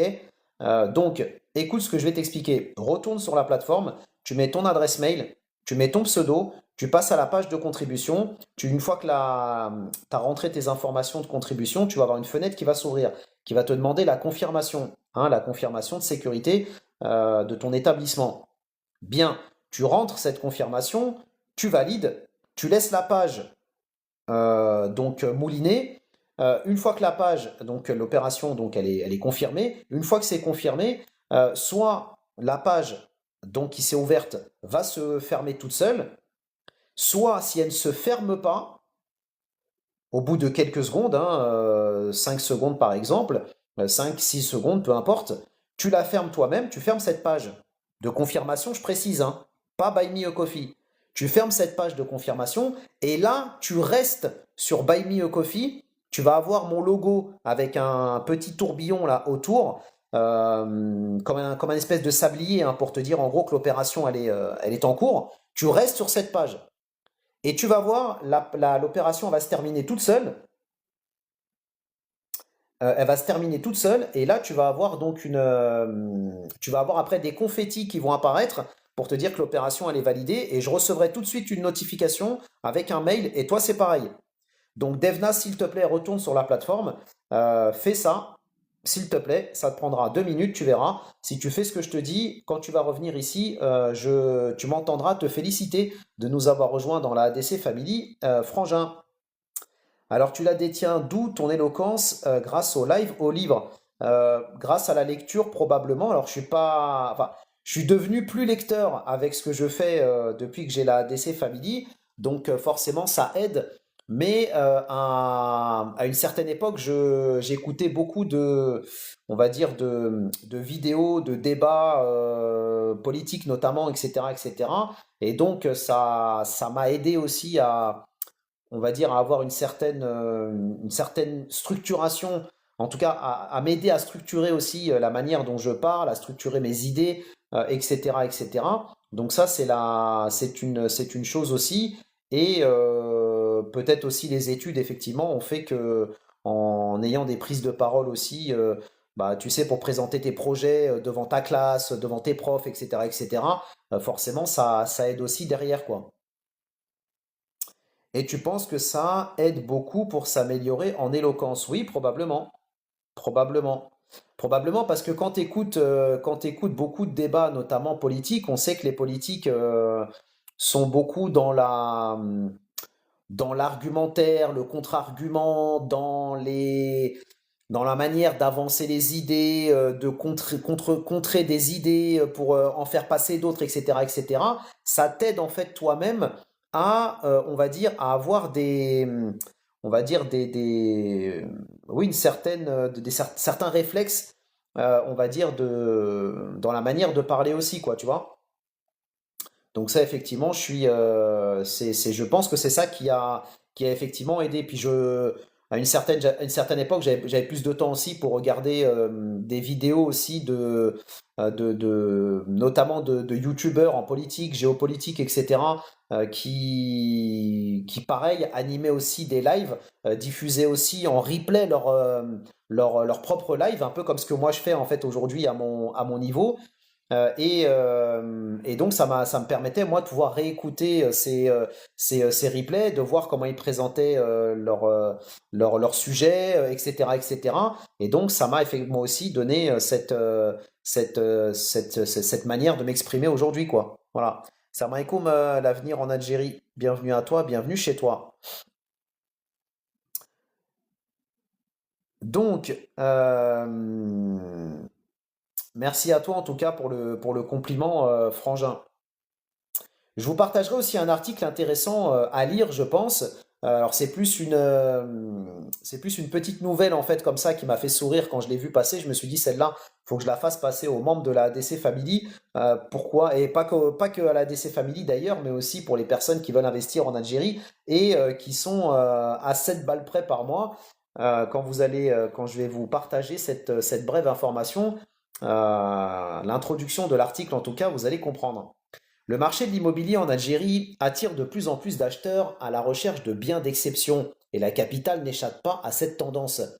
Une maison provençale d'exception à Alger proposée, écoutez bien, tendez l'oreille, ça grésille pour les personnes qui buguent pour 7 balles par mois. Proposée à 800 000 Européens sur particulier à particulier illustre parfaitement cette dynamique. Cette maison à Alger combine charme architectural, confort moderne et emplacement privilégié, offrant une opportunité rare pour ceux qui souhaitent s'installer dans un cadre prestigieux en Algérie. L'annonce suscite un intérêt croissant et elle est rapidement devenue l'un des biens les plus remarqués sur le marché algérien. Donc je vous laisserai lire l'article pour les membres de la ADC Family, mais hein, quand on a des personnes qui mettent en vente des biens à 800 000 et d'autres qui sont prêts à les acheter et on en a d'autres qui bug hein, pour quelques miettes à cette échelle, hein, on se dit il y a les sérieux et il y a les autres.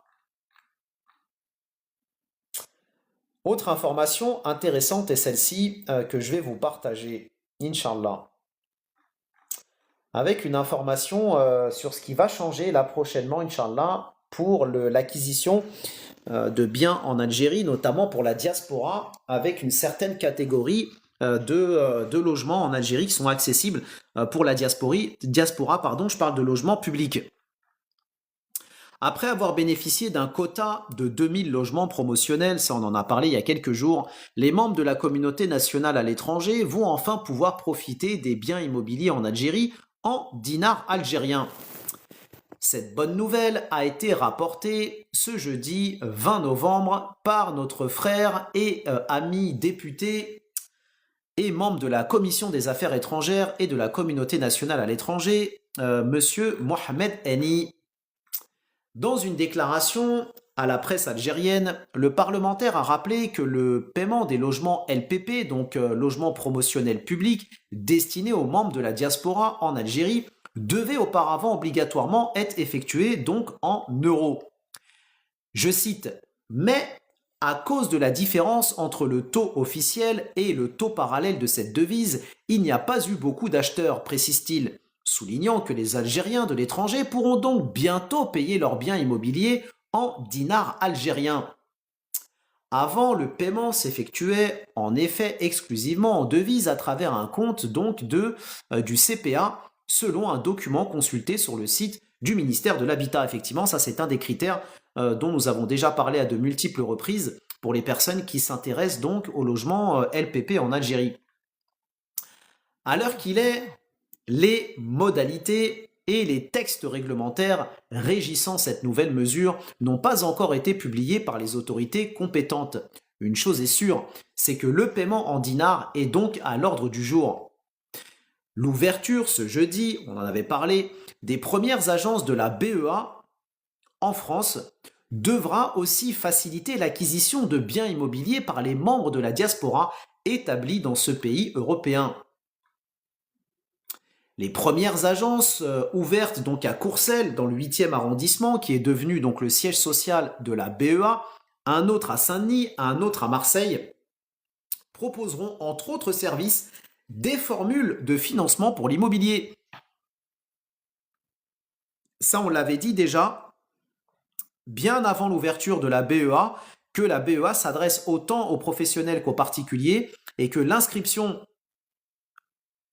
en ouverture de compte à la BEA permettra aux membres de la diaspora de pouvoir effectivement donc faire l'acquisition d'un bien immobilier en Algérie ou en tout cas d'avoir des solutions de financement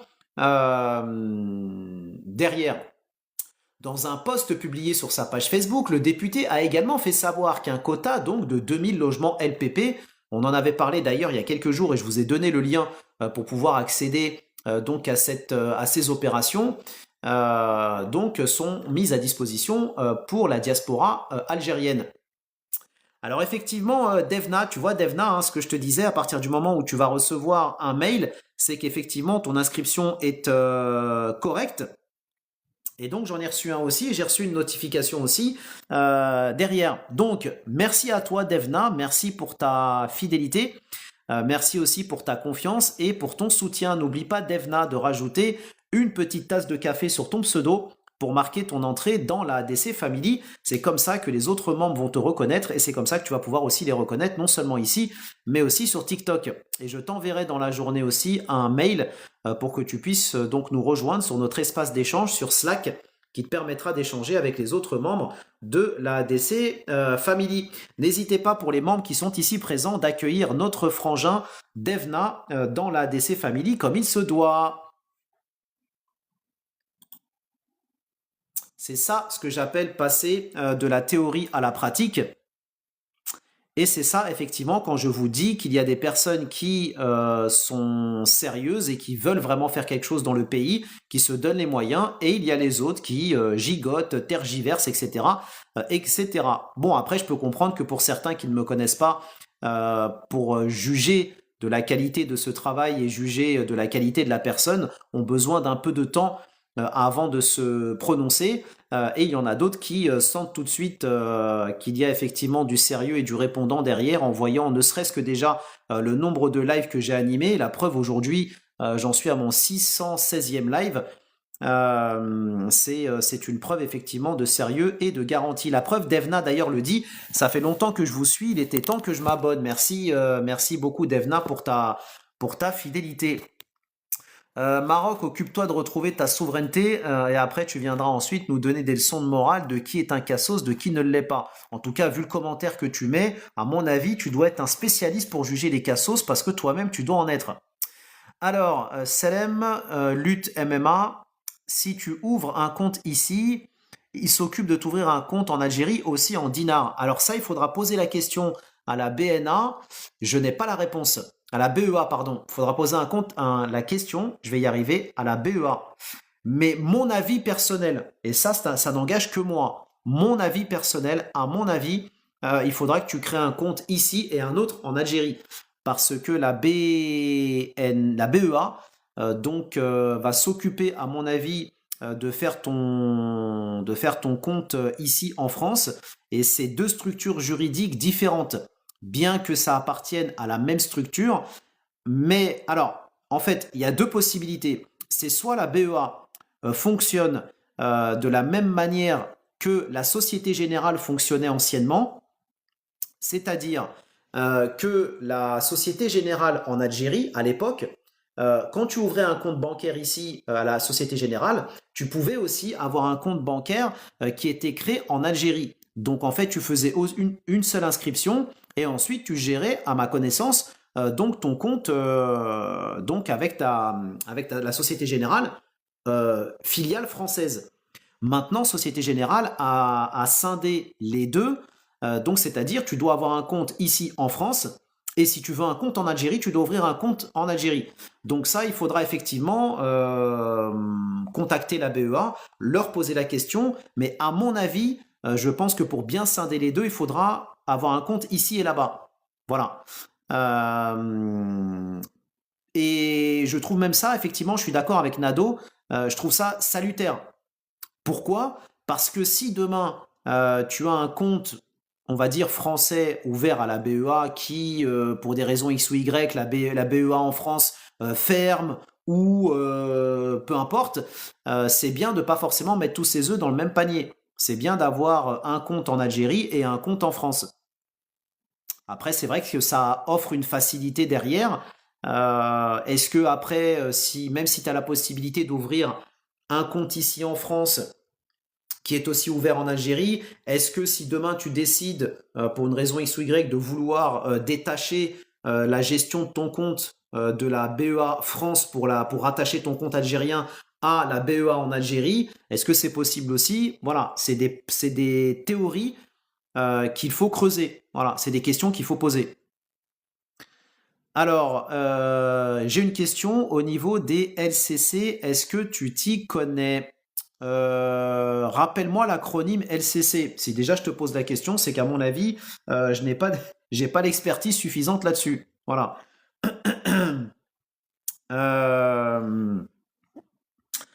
Donc, Nado officiel nous dit la BEA est assujettie aux lois françaises. Effectivement, comme je l'ai dit déjà de multiples reprises, la BEA est soumise aux lois françaises et européennes. C'est pour ça d'ailleurs que l'ouverture de la BEA a mis du temps. C'est parce que l'Algérie avait besoin de la validation des autorités françaises, qu'elle l'a eu d'ailleurs. Mais ce qui a mis du temps pour l'Algérie, c'est l'accréditation de l'Union européenne. C'est pour ça que cette ouverture a été retardée. Donc voilà.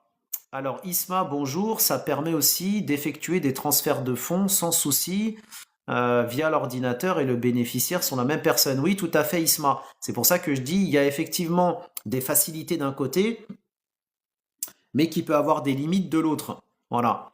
De toute façon, le compte restera, en tout cas, votre compte bancaire en France restera sous contrôle européen et français, bien que géré par une banque algérienne, hein. En tout cas, en termes de réglementation, je parle, quand je parle de contrôle et de réglementation. Et il est bon de rappeler aussi d'ailleurs que l'Algérie n'est pas un paradis fiscal. C'est important de le préciser, hein. L'Algérie n'est pas un paradis fiscal. L'Algérie est de plus en plus sévère d'ailleurs dans la gestion des, dans la gestion des transferts de fonds, dans la gestion bancaire, etc., notamment pour sortir de la liste grise du GAFI. On en a déjà parlé dans les lives précédents, je ne vais pas revenir là-dessus. Les personnes que ça intéresse, rendez-vous sur Buy Me a Coffee. Et il est bon de rappeler aussi que l'Algérie a une convention fiscale avec la France, notamment. Dans le cadre de cette coopération, il y a des échanges de données. D'accord? Donc, comme il y a des échanges de données, il se peut que demain, si les autorités françaises veulent enquêter sur vous et votre situation fiscale, peuvent demander aux autorités algériennes de fournir des informations fiscales et bancaires sur vous. C'est dans ce sens-là que je dis que l'Algérie n'est pas un paradis fiscal. Donc attention à ce que vous faites en Algérie, et c'est pour ça que je le dis et je le répète, euh, ne croyez pas que l'Algérie est un paradis fiscal, et donc si vous voulez lancer un business en Algérie, faites attention à bien vous renseigner au préalable. Euh, donc faites en sorte de vous entourer de bonnes personnes, hein. Entourez-vous éventuellement d'un avocat fiscaliste en France auprès duquel vous allez pouvoir expliquer votre situation fiscale. Comme ça, il va pouvoir vous dire effectivement ce dont vous êtes éventuellement redevable en fonction de votre statut, hein, marié, pas marié, domicilié fiscalement en France ou peut-être en Algérie. Est-ce que vous avez la nationalité algérienne ou pas? Parce que ça, c'est des choses qui peuvent changer aussi la donne.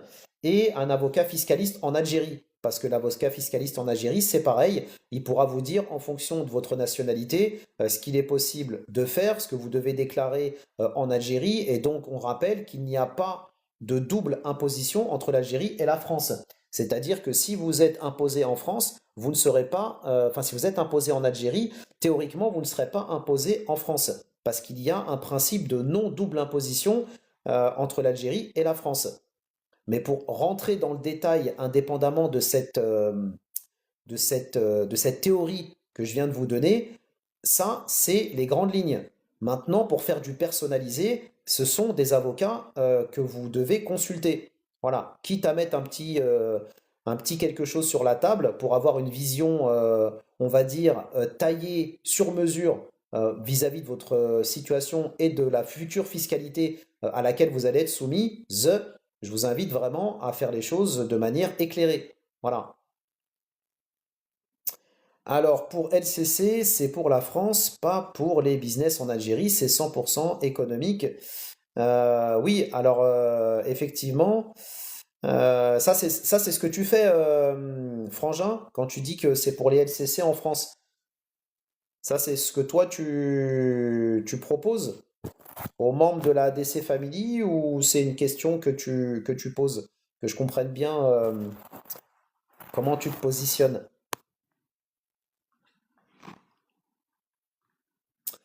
Je vous partagerai aussi un autre article intéressant pour les membres de la DC Family d'ailleurs. Euh, alors en Algérie, je sais que tu as le statut de SARL hein, qui existe en Algérie. D'ailleurs, j'avais partagé, je rappelle aussi pour les membres de la DC Family, il y a quelques mois, peut-être une année et demie, je vous avais partagé un document sur la création d'entreprises en Algérie un document qui est très intéressant, d'ailleurs un PDF qui est très intéressant, parce que dedans, vous y avez en fait toutes les structures juridiques qui existent en Algérie, et ces structures juridiques, en fait, vous permettent, enfin, ce document vous permet de savoir quelles sont les spécificités de chacune de ces structures juridiques en Algérie. Donc déjà, c'est bien de savoir quelle structure juridique il y a pour savoir laquelle peut vous correspondre par rapport à votre projet, quelles sont les spécificités de chacune. Et dans ce document, vous avez aussi un rappel de quelques structures aussi d'accompagnement et de financement qui existent dans le pays. Et puisque notre frangin parle de fiscalité, je rappelle aussi qu'il y a quelques mois, je vous ai fait un live sur la fiscalité en Algérie, pour 2025 d'ailleurs, et donc où je vous ai partagé un document, donc un PDF de plusieurs dizaines de pages, et dans ce PDF, vous avez toutes les taxes et les impôts qui existent en Algérie. Et chacun de ces impôts et chacune de ces taxes sont détaillés. Donc vous avez vraiment de quoi faire. Si vraiment vous vous intéressez à cette partie-là de la fiscalité, c'est vraiment un document qui est extrêmement important et intéressant d'ailleurs. Et dans ce document, il y a non seulement les différents impôts et taxes, mais vous avez aussi les exemptions qui existent, notamment les exemptions pour les startups qui ont le label startup, les exemptions pour les personnes qui lancent des incubateurs et qui ont le label incubateur, etc., etc. Tout ça disponible sur Buy Me a Coffee. Donc, je vous partagerai pour les membres de la ADC Family un article sur un salon qui va avoir lieu en Algérie là dans quelques jours maintenant. Effectivement, pour les personnes qui ont la chance d'être sur Oran, vous avez un gros salon dédié aux promoteurs immobiliers et à l'immobilier. Donc vraiment, si vous avez envie d'investir sur Oran, dans le secteur de l'immobilier, c'est vraiment un salon que vous ne devez pas rater, surtout si vous êtes présent actuellement sur Oran ou si vous allez vous y rendre dans quelques jours. C'est vraiment un salon qui va permettre de pouvoir rencontrer plus de 200 exposants. Donc, foncez.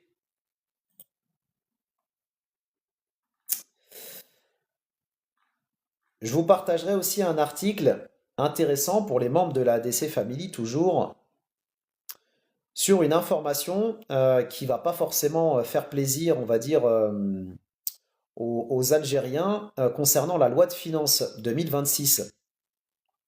Le projet de loi de finances 2026 prévoit la réalisation de seulement 10 000 logements sociaux à travers les wilayas. Ce volume reste très faible.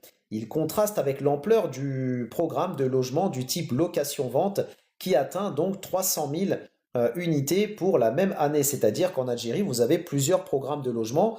Donc vous avez les LPL, donc logements publics locatifs, à ne pas confondre avec les logements promotionnels libres qui, eux, sont ouverts à la diaspora algérienne. Les LPL dont je parle, les logements publics locatifs, s'adressent uniquement à des catégories, on va dire, en Algérie, on va dire modestes ou défavorisées, ou si on peut dire. Et donc, en fait, le choix de l'État algérien pour l'année 2026, c'est de mettre le paquet sur le programme de location-vente, c'est-à-dire le programme AADL 3, avec 300 000 unités qui vont être prévues dans le cadre donc de la loi de finances 2026. Et donc moins sur un autre programme de logement, donc le LPL, qui lui s'adressait aussi à une autre catégorie en fait de population. Et donc, du coup, voilà, l'État a fait ce choix-là. Donc, ça peut être effectivement une moins bonne nouvelle pour les personnes qui souhaitaient bénéficier de ces LPL. Je vous partagerai aussi un article intéressant sur les conditions d'accès aux logements sociaux en Algérie. Donc, il y a des critères, notamment des critères de revenus. Ces critères vont être amenés à être changés prochainement. Donc, le ministère, effectivement, de l'Habitat a annoncé la révision en profondeur de ce décret, donc qui fixe les règles d'attribution des logements publics locatifs. Donc, Donc affaire à suivre, hein. On aura prochainement probablement des informations plus concrètes dans la publication de ce futur décret. Donc je vous laisserai lire l'article et probablement quand le décret sera publié, on va en reparler notamment.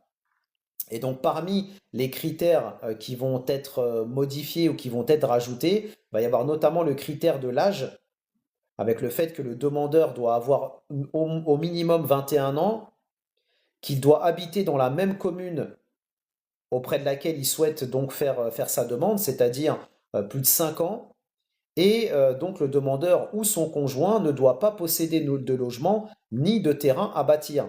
Tout ça dans l'objectif de faire en sorte que ces logements soient donnés en priorité aux personnes qui n'ont pas de logement ni de terrain. Parce que bien évidemment, si vous prétendez à un logement social en Algérie, alors que vous avez déjà vous-même un logement et que vous avez déjà, on va dire, un terrain sur lequel faire construire votre logement, bah en fait, finalement, vous prenez la place de quelqu'un qui, lui, a réellement besoin, quoi. Salam alaikum, Spifen, bienvenue à toi, bienvenue chez toi. Merci pour le cœur du jour, toujours au top, la DC Family. J'espère que tu vas bien. J'espère qu'il fait pas trop froid sur Marseille. Ici, en Île-de-France, aujourd'hui, ça caille. Ça caille, ça caille. On est à 5 degrés, donc on sort les doudounes. Fini les shorts claquettes, hein, on est vraiment rentré en hiver, ou en tout cas presque en hiver. Je vous partagerai aussi un article intéressant sur une information intéressante d'ailleurs qui a été communiquée récemment. Salam alaikum Rebecca, bienvenue à toi, bienvenue chez toi, qui nous dit à Marseille, il y a du soleil. Eh ben écoute, comme d'habitude, hein, ça change pas. Vous avez vraiment cette chance-là d'être dans la 70e wilaya d'Algérie, car je rappelle que l'Algérie est passée donc de 58 wilayas à 69, et donc Marseille étant devenue la 70e wilaya d'Algérie. Cette proximité avec le pays, effectivement, vous donne cette chance-là d'avoir toujours du soleil. Une information qui vaut quand même le détour à être partagée. Écoutez bien, le secteur de l'habitat dans la wilaya d'El Mreyer a enregistré ces 2 dernières années un dynamisme à la faveur des ambitieux programmes, toutes formules confondues, lui ayant été accordés, ont déclaré il y a quelques jours les services donc de la wilaya. Ces programmes ont nettement influé sur le parc immobilier, totalisant à fin 2024 un patrimoine de 45 658 logements de différentes formules pour atteindre en 2005 un nombre de 53 000, soit plus de 7 737 logements. Dans le but de soutenir cette dynamique, la wilaya s'est vue accorder en 2023 un programme de 1625 logements, tous types confondus, avant de se voir notifier en 2024 un total de 7 763 logements et en 2025 pas moins de 3 628 logements. Et donc, au total, sur la wilaya d'El Mreyer, près de 100 000 logements, tous types confondus, ont été accordés en 2 ans. Salam alaikum user, bonne continuation pour tout ce que vous faites, mashallah. Merci, merci beaucoup. Merci beaucoup. Si vous avez envie, vous aussi, d'investir en Algérie et que vous avez envie d'avoir votre place au soleil, que vous en avez marre du froid, marre de la grisaille, marre du climat social délétère, que vous avez envie de vous rapprocher de vos terres, de votre famille, de votre religion, de votre culture, c'est maintenant ou jamais. L'Algérie est en plein dynamisme économique. La diaspora bouillonne d'envie d'investir dans le pays, mais pour ça, il faut le faire avec méthode, il faut le faire de manière éclairée et de manière sérieuse. C'est pour ça que cette chaîne et ce collectif ont été créés depuis maintenant 2023, justement pour vous permettre d'avoir accès à de l'information sérieuse et concrète pour investir et entreprendre en Algérie de manière sérieuse. Donc s'il y a des personnes qui sont sérieuses et qui ont envie d'investir dans le pays, n'hésitez pas à vous manifester.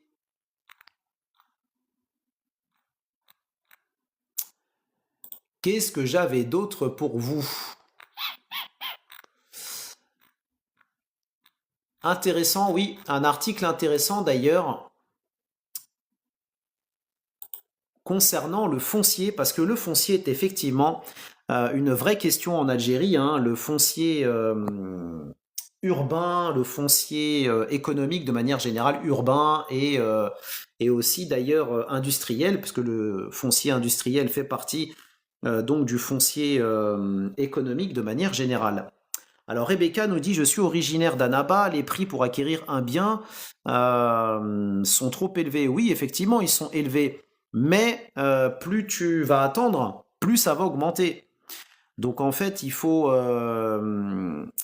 avoir une logique dans le sens de dire, si vous avez aujourd'hui du budget réel et suffisant pour faire l'acquisition d'un bien, intéressez-vous maintenant à ça.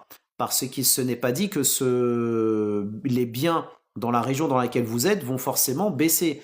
Alors c'est vrai, comme on l'a dit, probablement qu'en 2025, bon 2025 c'était une année, on va dire, d'observation, hein, puisque la loi de finances 2025 a profondément, si on peut dire, remanié les cartes de l'immobilier et que 2026 pourrait probablement être une année, on va dire, vraiment où les acheteurs et les vendeurs vont se regarder peut-être un peu en chien de faïence, dans le sens de se dire, il y a d'un côté les acheteurs qui se disent bon, le marché il stagne, mais est-ce qu'il va baisser? Et donc ils vont se dire est-ce que c'est le moment d'y aller? Et c'est pareil aussi les acheteurs qui vont se dire bon bah tiens, on ne sait pas trop, est-ce que la demande va repartir ou pas? Est-ce que c'est le moment de mettre notre bien sur le marché ou pas? N'empêche tout de même que s'il y a des opportunités intéressantes qui rentrent dans votre budget, il faut faire les choses. Après, il faut savoir distinguer qu'est-ce qu'une occasion, qu'est-ce qui n'en est pas une. C'est pour ça d'ailleurs que je le rappelle, il y a quelques mois, je vous ai fait un live où je vous ai donné un lien. Sur ce lien, vous allez pouvoir y retrouver toutes les fourchettes de prix, wilaya par wilaya, au mètre carré ou à l'hectare, si vous achetez, vous l'achetez des terres, ou un hangar, ou un appartement ou une maison, dans la wilaya dans laquelle vous souhaitez en faire l'acquisition. Donc ce sont des fourchettes de prix pour 2025-2026, mais encore une fois, ces fourchettes ont un intérêt. Où est cet intérêt? L'intérêt, il est que demain, si vous allez dire par exemple, admettons, vous avez envie d'acheter sur Oran, bien, et vous allez vous dire, oui, mais moi j'ai envie d'acheter sur Oran, ça m'intéresse, mais Oran même c'est trop cher. Avec ce document, ce guide en question, vous allez pouvoir vous dire, bah très bien, sur Oran même, c'est trop cher, mais par contre, peut-être que si j'en fais l'acquisition sur une ville aux alentours, ça va être moins coûteux. Et quelle est la ville en question? Quelles sont les villes en question qui vont offrir un rapport, on va dire, qualité-prix intéressant? Et ben c'est là où ce guide en fait est intéressant, ce document est intéressant parce qu'il permet de vous dire, bah moi je suis d'Oran, j'ai envie d'acheter sur Oran, mais Oran même c'est trop cher. Par contre, je sais qu'admettons sur Bousfer, sur Rheinturk, sur Elansor, sur toutes les villes qu'il y a aux alentours d'Oran, on peut avoir des tarifs qui sont extrêmement intéressants tout en étant à proximité d'Oran. Mais pour ça, il faut effectivement savoir bah, dans quelle ville chercher, quels sont les prix au mètre carré, etc., etc. C'est ça l'intérêt en fait de ce document. Et ce document donne donc des fourchettes sur toutes les wilayas du pays. Donc autant vous dire que ça a fait gagner un temps extrêmement précieux pour pouvoir déterminer dans quel wilaya vous pourriez être amené à en faire l'acquisition. Donc Rebecca nous dit dans tous les cas je vais acheter car l'avenir c'est l'Afrique en général. Exactement Rebecca. Et comme je l'ai dit et je ne cesse de le répéter, si tu as envie de faire l'acquisition d'un bien en Algérie, ne fais pas l'impasse ni la pince de nous rejoindre car il y a beaucoup de choses à apprendre sur l'immobilier en Algérie pour éviter de te faire avoir. C'est extrêmement important, hein. C'est extrêmement important parce qu'il y a beaucoup de choses à contrôler au niveau des promotions immobilières, des documents, livrets fonciers, les notaires, etc., etc. Il y a beaucoup d'actualités, beaucoup d'informations aussi à savoir, le cadre réglementaire, etc., etc., à connaître pour éviter justement de faire les choses de la mauvaise manière et ensuite de se retrouver une main devant, une main derrière. Donc, je rappelle que tous les lives que j'anime reposent sur des sources médiatiques, officielles ou des sources professionnelles, et que toutes ces informations que je vous partage, je les mets à disposition sur la plateforme Buy Me a Coffee, plateforme qui, je le rappelle, est utilisée par près de 150 porteurs de projets et investisseurs. Donc, pour 7 E par mois, vous pouvez nous rejoindre et vous devez nous rejoindre si vous avez un projet sérieux. Et ça vous donnera accès donc à tous ces documents que je partage, à toutes ces informations, ainsi que les résumés et les replays de mes lives, et ça vous permettra aussi d'échanger avec les autres membres de la ADC Family, avec lesquels vous allez pouvoir éventuellement poser des questions, pourquoi pas créer des partenariats. Si vous avez des projets que vous avez envie de lancer en Algérie, que vous recherchez potentiellement des partenaires, eh ben effectivement, c'est une excellente occasion de pouvoir nous rejoindre dans la ADC Family. Et pour les personnes qui peuvent être un peu près de leur sous-sous, près de leur popoche, je vous explique juste une chose. Et vous allez comprendre où est votre intérêt. Dites-vous une chose, si vous êtes prêt à poser 50 000, 100 000, 150 000, 200 000 pour un projet IMO en Algérie, et que vous vous fermez la porte d'avoir accès à de l'information qui peut vous aider et vous sécuriser dans votre projet, est-ce que vous êtes prêt à les perdre, ces 50 000, 100 000, 150 000, 200 000, est-ce que vous êtes prêt à les perdre et à passer à côté de quelque chose qui peut éventuellement vous préserver dans votre projet? Ou est-ce que vous vous dites, bah attends, effectivement, je suis doué d'intelligence et l'intelligence me commande de dire plutôt que je vais pas poser, si je peux poser ces 50, 100, 150, 200, etc.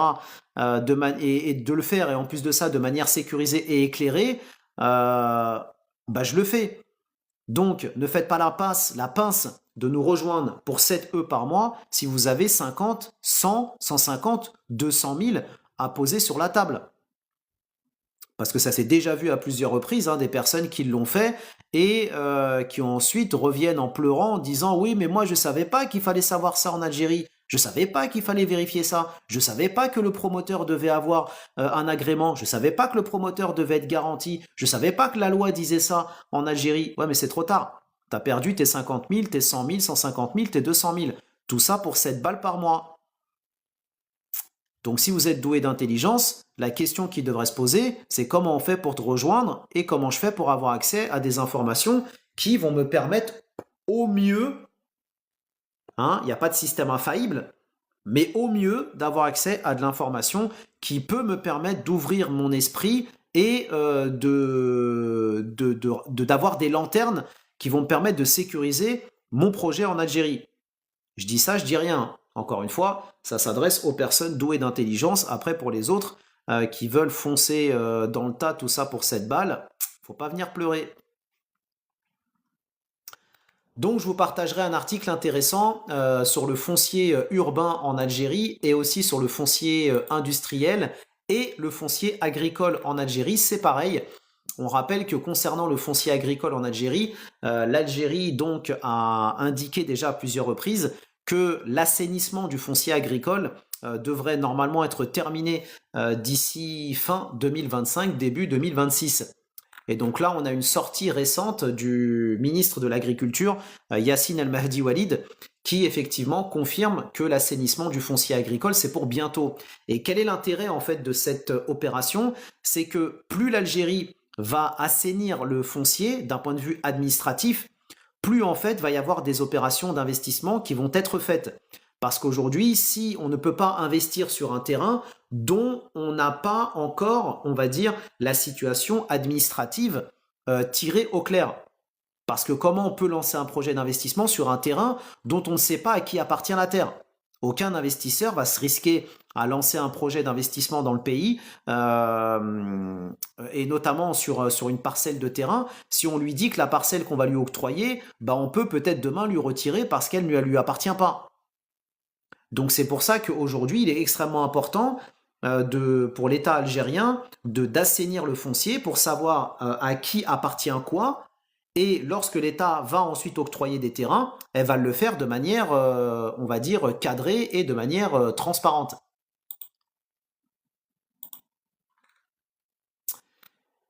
Je vous partagerai aussi un autre article que j'ai trouvé intéressant d'ailleurs, et qui va probablement plaire à notre frangine Amitié, puisque Amitié m'avait posé la question de savoir, je crois que c'était Amitié, hein, si je me trompe pas, m'avait posé la question de savoir qu'est-ce qu'il est prévu en fait en Algérie pour pouvoir notamment sur Alger, qu'est-ce qui est prévu sur Alger pour pouvoir en fait améliorer notamment la vie des citoyens et notamment des automobilistes. Et là, justement, il y a un article qui est paru dans la presse algérienne il y a quelques jours et en fait qui donne des détails sur le plan de modernisation de la ville d'Alger et notamment pour les automobilistes. Et il est question notamment à Alger de construire des parkings à étages, de mettre en place des monorails, notamment pour pouvoir justement, dans le cadre, c'est comme ça qu'il s'appelle, le plan jaune, dans le cadre du plan jaune, de moderniser donc la capitale et permettre à ce qu'il y ait donc moins de circulation, moins d'embouteillages, moins de voitures dans les rues. Et donc pour ça, bah, il y a effectivement le développement du métro, le développement du tramway, le développement donc du monorail et la construction des parkings à étages et la réhabilitation aussi des tunnels et le prolongement donc du téléphérique comme on l'a dit. Voilà. Donc je vous partagerai cet article, comme ça vous pourrez jeter un petit coup d'œil. Et ça c'est intéressant notamment pour les personnes qui veulent investir sur Alger. C'est bien de savoir effectivement ce qu'Alger, la ville d'Alger prévoit justement pour améliorer la circulation. Parce que ce que beaucoup de personnes, on va dire, trouvent dommage sur Alger, c'est que la circulation est extrêmement dense. Et donc il faut faire des fois des heures pour rejoindre un point A à un point B, notamment pendant les sorties de travail, donc le matin, le soir, c'est extrêmement dense. Et donc ça influence aussi le parcours d'investissement. Parce que certains vont se dire, bah moi je veux investir sur Alger, mais le problème d'Alger, c'est que c'est trop dense en termes de circulation. Et donc comme c'est dense, bah, les personnes veulent en fait investir généralement au centre d'Alger. Sauf qu'au centre d'Alger, quand tu as un budget limité, ben, tu te rends vite compte que c'est pas possible.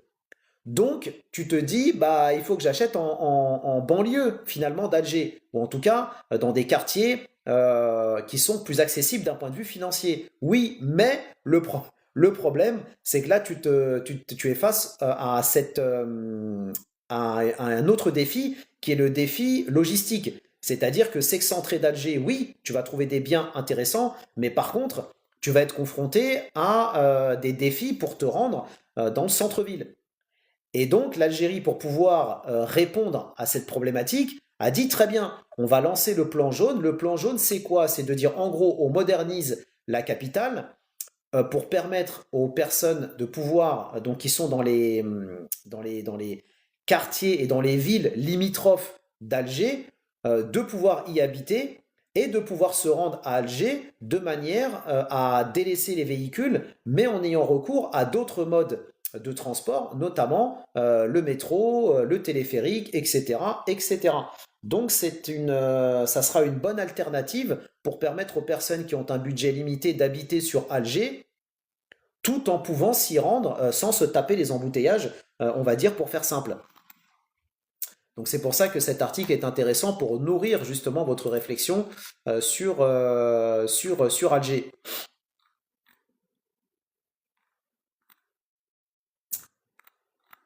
Et je vais vous partager aussi un article qui est intéressant et qui est une anecdote d'ailleurs, qui montre qu'en fait des fois en Algérie, quand on a les bons contacts et qu'on a les bonnes personnes, ça peut ouvrir des portes extrêmement intéressantes. Et c'est pour ça que j'insiste quand je dis aux personnes qui viennent dans mes lives que ce qu'on fait ici, c'est pas simplement de partager du contenu, c'est pas simplement servir de moulin à parole pour occuper votre temps de cerveau disponible, mais c'est pour construire quelque chose, construire un réseau qui peut débloquer, qui pourrait débloquer des choses, car plus on sera nombreux, plus chacun va venir avec son réseau dans le pays dans lequel il habite, mais surtout avec son réseau en Algérie, hein, parce on peut avoir un membre qui nous rejoigne et qui a dans sa famille un wali, un cousin qui bosse dans une administration, un ministre, etc., etc. Donc, chaque membre qui nous rejoint apporte avec lui, on va dire, son capital qui peut servir aux autres membres de la ADC Family et vice-versa. Parce qu'aujourd'hui, tu aides, mais demain, tu peux être celui qui aura besoin d'aide. Et donc, c'est important de construire un réseau aussi dense que possible pour pouvoir justement être efficace, efficient et utile les uns pour les autres. Et vous allez comprendre quand des fois on a un réseau, et en tout cas quand on a les bonnes personnes au bon endroit au bon moment, comment ça peut débloquer une situation. Et écoutez ce que je vais vous dire avec cet article. Imaginez-vous, en écoutant cet article, imaginez-vous être ce porteur de projet ou ce membre de la ADC Family qui a un besoin, qui a une difficulté et qui va avoir un autre membre de la ADC Family qui va pouvoir l'aider et débloquer le projet, débloquer son projet avec un contact qu'il peut avoir, un contact bien placé. Écoutez cette histoire. Face au retard préoccupant dans la réouverture de la rocade sud d'Alger, les autorités ont décidé de passer à l'action. Le ministre des Travaux publics et des Infrastructures, M. Djelawi, s'est rendu en urgence il y a quelques jours, en fin d'après-midi, sur le chantier du pont menant à Deli Brahim. Il était accompagné du ministre Wali d'Alger, M. Rabehi.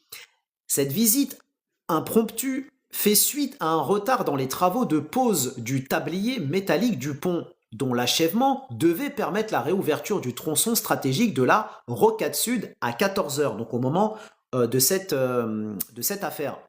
Ce chantier, démarré dans la nuit de jeudi à vendredi, est jugé essentiel pour rétablir la fluidité donc de la circulation entre Dar el Beida et Zeralda, en particulier au niveau de l'échangeur de Deli Brahim, un point névralgique du réseau routier de la capitale.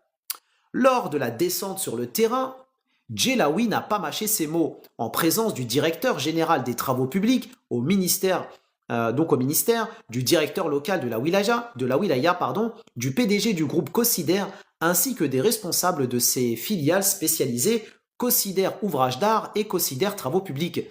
Le ministre a exigé l'achèvement des travaux dans la soirée même, mobilisant l'ensemble des moyens matériels et humains disponibles.